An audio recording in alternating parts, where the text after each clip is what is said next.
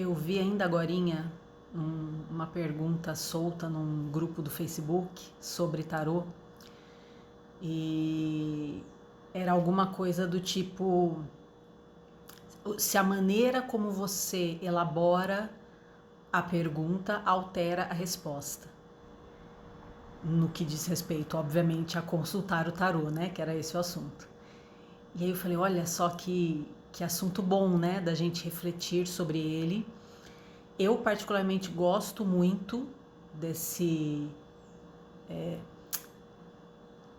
recorte, né, dentro do relacionamento com o tarô. É um assunto que eu pessoalmente, no meu desenvolvimento, né, como estudante do tarô, muito mais do que como taróloga e muito antes de chegar no taróloga, né, no meu próprio relacionamento de estudo do tarô, eu sempre parava muito nessa questão, assim, era uma coisa que sempre passava por mim de alguma forma. Eu sempre questionava diante de mim mesma a maneira como eu estava fazendo, como eu estava formulando uma pergunta, e aí eu ficava observando e maturando aquilo e pegava uma pergunta que tinha sido formulada e formulava ela de um jeito que eu achava que era melhor, se a maneira como eu formulei inicialmente, por alguma razão, tivesse me dando essa sensação de que, pô, eu acho que isso não tá... não que tivesse errado necessariamente, mas assim, eu acho que eu não estou dessa forma que eu tô colocando as palavras, dessa forma que eu tô montando essa pergunta, eu talvez não esteja extraindo o melhor conteúdo possível, o melhor resultado possível dessa resposta que eu vou receber, e eu acho que eu posso melhorar isso, eu acho que eu posso maturar mesmo, eu acho que esse é o termo. De repente você sentar um pouquinho ali com um assunto e tentar se questionar o que de fato você quer saber, em primeiro lugar, e ainda mais do que isso, por que você quer saber isso? Porque aí você consegue, se você for bem honesto com você, se você já estiver num estágio do seu trabalho de autoconhecimento onde você está conseguindo ter um grau de honestidade consigo mesmo, que é uma coisa que às vezes demora um pouco para a gente alcançar, se você se questionar por que eu estou querendo saber isso, o que tem por trás disso, provavelmente você vai encontrar algumas motivações interessantes, assim, acontecendo no seu íntimo, acontecendo em você, que talvez você não tivesse se dado conta antes e que vão te elucidar muita coisa a respeito da resposta que vai sair ali, mesmo antes de você receber a resposta. Então, assim, a gente querer fazer uma pergunta, e tô falando aqui, óbvio, para pessoas e com pessoas que têm interesse no seu processo de autoconhecimento, que enxergam no tarô uma ferramenta de profundo mergulho, né, na própria psique, na própria alma, e para quem isso aqui que eu tô falando vai fazer algum sentido. Então, assim, se você se debruçar um pouco a respeito de um assunto que você está querendo olhar no tarô, com o tempo isso fica automático, né? Que nem dirigir. Com o tempo você não pensa mais para pisar na embreagem, você não pensa mais para mudar a marcha do carro, as coisas vão ficando mais intuitivas. O processo com o tarô e o processo de autoconhecimento no geral é muito parecido.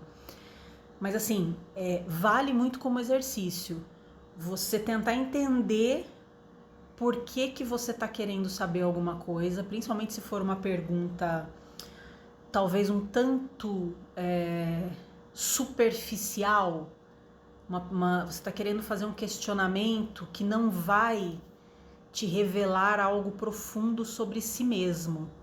Talvez a maneira como você esteja direcionando a pergunta, ela vai ou reforçar um preconceito que você já tem internamente a respeito, um pré-conceito que você já tem internamente a respeito de algo, ou uma culpa que você está querendo jogar para cima de alguém, ou você está querendo, se você, em especial se você usa o tarô de forma adivinhatória, você está querendo jogar a responsabilidade para cima de outra pessoa, né? saber por que fulano fez isso, por que fulano agiu de tal forma. Então, quando vem um impulso de querer fazer a pergunta, se você se debruçar sobre isso um pouco, sem colocar a mão no tarô, só se você ficar ali um pouquinho investigando honestamente, e aí é honestamente mesmo, da onde está vindo a sua motivação para querer saber isso e em que momento você está se isentando, né, do seu próprio processo, da sua própria queixa, da sua própria dor, da sua própria questão, do seu próprio conteúdo. Se de alguma forma a maneira como você está direcionando a pergunta que você fez ou quer fazer empurra para fora de algum jeito, né? Não necessariamente para cima de uma pessoa, mas para fora de você de algum jeito, a responsabilização por algo. Isso não significa dizer que não exista um movimento interligado, interconectado, interrelacional, né? Se você está, por exemplo, investigando uma questão ancestral, se você está, por exemplo, investigando um padrão de comportamento, um padrão emocional, uma ferida, uma potencialidade, enfim, que não começou em você, né? Então eu não estou dizendo que a gente não tem conexão com outras pessoas. Agora, interdependência, interconexão, a gente compreender que as nossas dinâmicas de vida são interligadas a outras dinâmicas de vida, é muito, muito, muito diferente de você pegar a parte que te cabe e empurrá-la para fora.